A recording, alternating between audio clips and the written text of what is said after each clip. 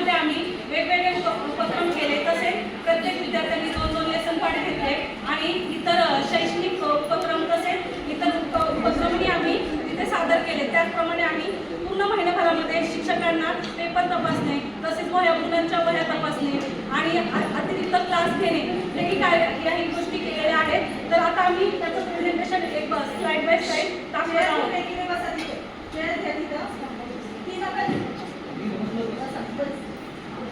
Direct slide शकून टाका, मग पूर्ण क्लिक कर। चला काय सांगायचं फटाफट सांगा, 5 मिनिटं तुमच्याकडे। फोन वगैरे घ्या रे।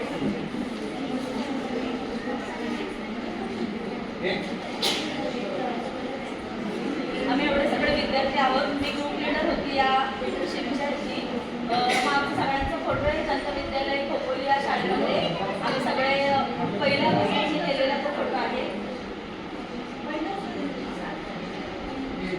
त्यानंतर हे गोळे सर आहेत, जनता विद्यालय खोपोली या शाळेचे मुख्याध्यापक आहेत। ही शाळा 1956 साली स्थापन झालेली आहे आणि तिथे विज्ञान मोठी प्रयोगशाळा आहे, विज्ञानाची संगणक लॅब आहे, लायब्ररी आहे मोठी। तिथे जवळजवळ 10,000च्या वरती पुस्तकं अवेलेबल आहेत आणि बऱ्याचशा फॅसिलिटीज जसं की पाणी, टॉयलेट जे आहेत ते 12 आहेत, मुलींसाठी मुलांसाठी 12 आहेत, असे 24 आहेत आणि क्लीन आहेत। आणि दुसरी गोष्ट म्हणजे पिण्याच्या पाण्याच्या आणि तिथे दुपारचं जे मध्यान्ह भोजन जे आहे ते त्या शाळेमध्ये दिलं जातं सगळ्या विद्यार्थ्यांसाठी। नेक्स्ट मराठी राज्यभाषा 27 फेब्रुवारीला साजरी केली जाते। आम्ही शाळेमध्ये मराठी भाषा दिन साजरा केला, त्यामध्ये तेथील शिक्षकांनी सुद्धा सहभाग घेतलेला। जय जय महाराष्ट्र माझा हे गीत आम्ही तिथे विद्यार्थ्यांसमोर सादर केलेलं आहे। विद्यार्थी सादर करताना सुद्धा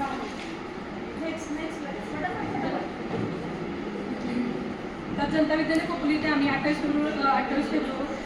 फेब्रुवारी या दिवशी विज्ञान दिवस साजरा करण्यात आला।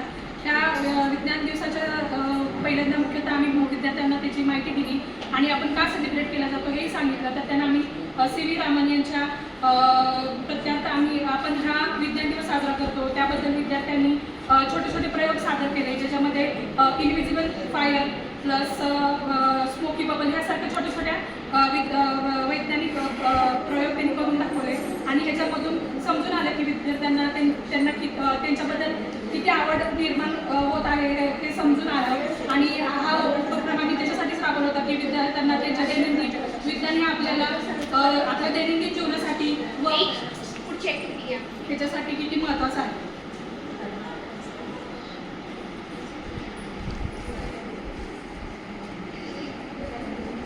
तर हे आम्ही ॲक्टिव्हिटी सादर केलेले फोटो आहेत। विद्यार्थी सादर करतानाचा हा फोटो आहे।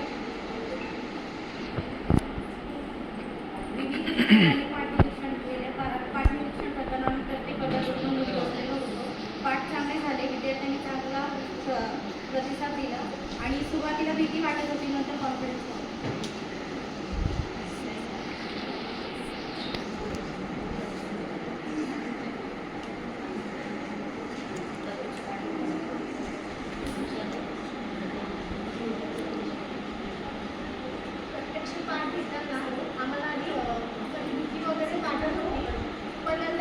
शिक्षकांनी आम्हाला समजून सांगितलं की पाठ कसा घ्यायचा, आम्ही त्याचं ऑब्झर्वेशन पण घेत होतं, पण त्यानंतर आम्हाला कळालं ते कसं शिकवतात कसं नाही। त्यानंतर आम्ही तसं पाठ घ्यायचा प्रयत्न केला। आमच्याकडनं काही चुका वगैरे झाल्या ना ते पण सांगितलं।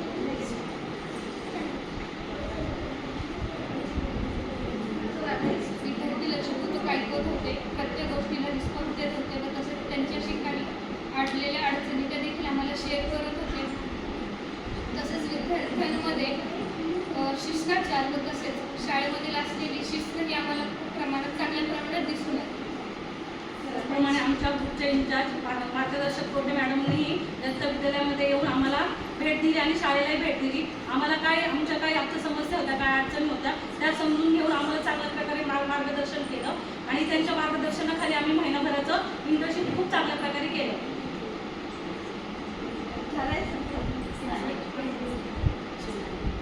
महाराष्ट्राच्या आराध्य दैवताचे आम्ही शिवजयंती 6 मार्च 2026 ह्याची तिथीनुसार शिवजयंती आम्ही शाळेमध्ये साजरी केली।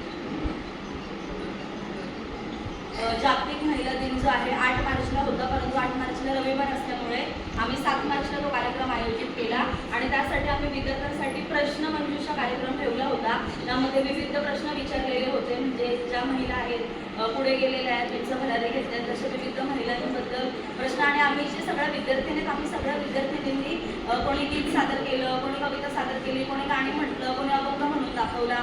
अशा पद्धतीने आम्ही खूप सुंदर जागतिक महिला दिन साजरा केला. आणि त्याचबरोबर तिथल्या जेवढ्या महिला शिक्षक आहेत त्या शाळेच्या, त्या सगळ्या महिला शिक्षकांना आम्ही गुलाबाचं फूल देऊन त्यांचा सत्कार केला.